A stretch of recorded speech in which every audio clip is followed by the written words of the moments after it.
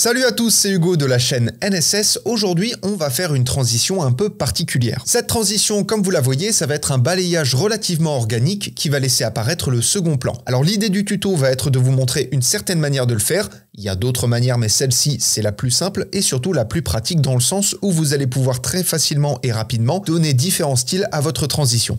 Mais vous allez voir. Voilà, donc on va donc créer une transition entre ce plan-là, que vous avez l'habitude de voir si vous regardez mes tutos, et un plan de Toulon, puisque bien évidemment j'habite à Toulon. Pour commencer, on va générer un cache couleur. Donc dans votre panneau projet, vous faites un clic droit, nouvel élément, vous allez dans cache couleur, il se met automatiquement à la résolution de votre séquence, vous faites OK, on va prendre une couleur au hasard pour qu'il ressorte un petit peu, par exemple du rouge, et vous faites OK. À partir de là, je vais venir le placer dans ma timeline, et je vais d'ores et déjà le raccourcir à 1 seconde et 5 images. Et à partir de là, on va pouvoir commencer à placer des effets. Premièrement, dans votre fenêtre effet, vous allez venir chercher l'effet transformation, que vous allez placer sur votre cache couleur, mais de toute façon, tous les effets qu'on va utiliser aujourd'hui seront uniquement sur le cache couleur, à part le dernier, mais on en parle après. Sur votre effet transformation, vous allez décocher la case échelle uniforme, et vous allez passer la hauteur d'échelle de 100 à 80 et la largeur d'échelle de 100 à 75. Alors pourquoi est-ce qu'on modifie la taille de notre cache couleur de cette manière? On passe à l'effet suivant et je vous l'explique juste après, vous allez très vite comprendre. Dans votre fenêtre effet, vous allez venir chercher l'effet onde progressive et d'ores et déjà vous allez modifier un paramètre, vous allez modifier l'angle de 90 à 0, donc pour avoir des ondes progressives horizontales. Alors là j'ai vachement augmenté l'amplitude mais c'est juste du coup pour vous expliquer pourquoi est-ce qu'on met l'effet transformation. Si je le désactive, on a ce look là. Comme vous le voyez, on a bel et bien nos trous qui sont créés,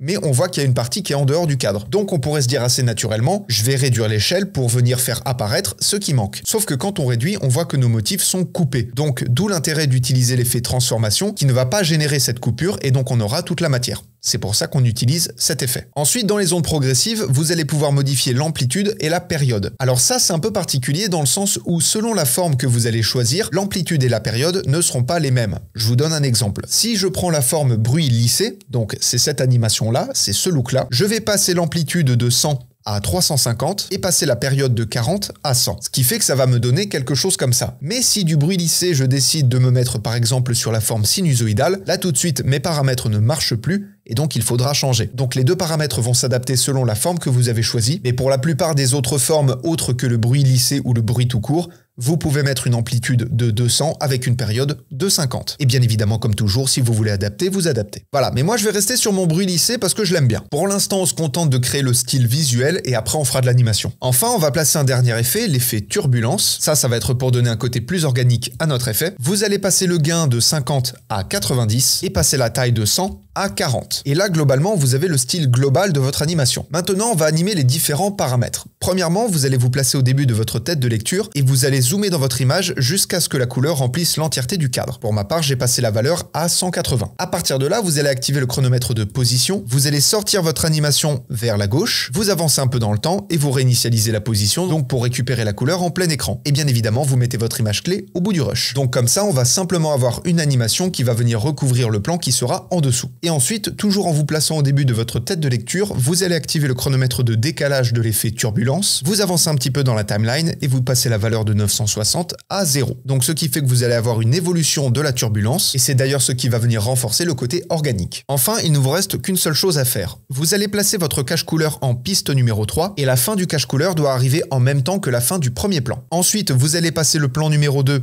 en piste 2 et le début du plan numéro 2 doit être en même temps que le début du cache couleur. Donc ça doit vous donner un sandwich comme ça. Pour terminer, dans votre fenêtre effet, vous allez taper piste et glisser l'effet incrustation cache de piste dont on a pas mal parlé bizarrement ces derniers jours, que ce soit sur la vidéo de la pub de la montre ou la vidéo sur Amixem. Vous sélectionnez votre cache couleur, vous faites un clic droit dessus, vous sélectionnez l'option imbriquer et vous le renommez transition et vous faites OK. Puis dans les options d'effet, il ne vous reste qu'une seule chose à faire. Vous allez passer le cache de aucun à vidéo 3. Donc vous dites simplement à Premiere Pro, tu vas incorporer le plan numéro 2, donc le plan de Toulon, dans l'animation qu'on vient de créer. Tu vas le faire apparaître uniquement dans cette forme-là. Et donc à la fin, ça vous donne quelque chose comme ça. Vous avez votre transition finale. Comme je vous l'ai dit, tous les paramètres sont modifiables comme vous le souhaitez. Et à partir de là, vous n'avez plus qu'à aller vous amuser. Bref, voilà, c'est une transition que j'aime bien, qui est assez originale. Et en attendant de se retrouver pour de prochaines transitions, apprenez, utilisez et progressez dans vos montages. Je vous fais des bisous et à plus.